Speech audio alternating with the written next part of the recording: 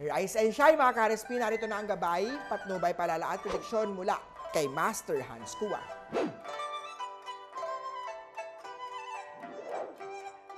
Pag-aralan ang iyong mga accomplishment at mag-set ng bagong career goals sa mga Year of the Rat. Stay motivated and resilient sa pag-abot ng ambisyon. Red at tuwang swerte kay Rat.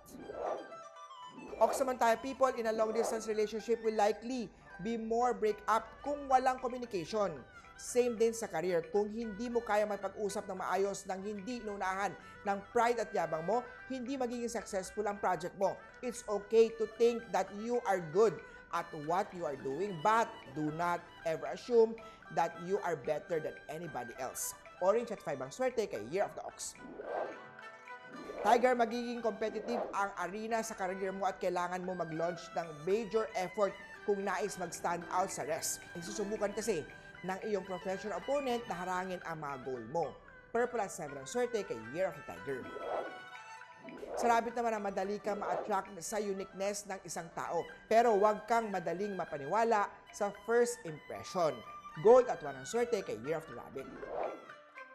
Sa Dragon naman, meron kang ngayong good inflow ng pera at kung ikaw ay gumagawa ng paraan para maging self-sufficient at hindi lang umaasa sa bagay ng family, matatamo o makukuha mo ang mga huge monetary gains.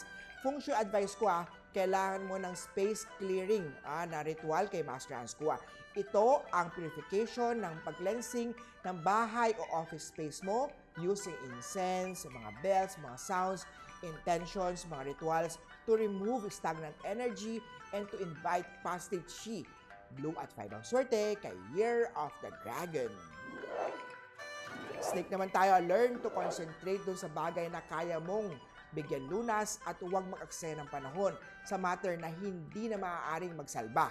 Ang self-discipline ay mahalaga kung nais mag-transition sa healthy lifestyle. Green at 2 ang swerte kay Year of the Snake.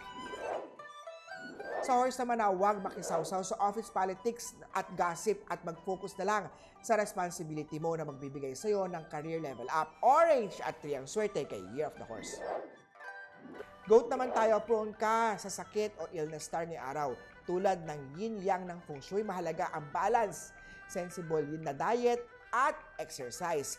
Kapag nasira ang balance ng katawan, mas lalo nagkakaproblema. Brown at 2 ang swerte kay Year of the Goat.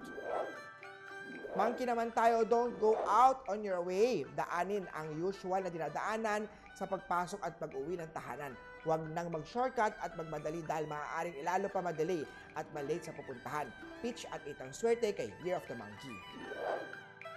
Rooster naman, according to Feng Shui, ikaw ay mahahanap ng kapalit, kailangan ng susunod na upgrade, hindi downgrade.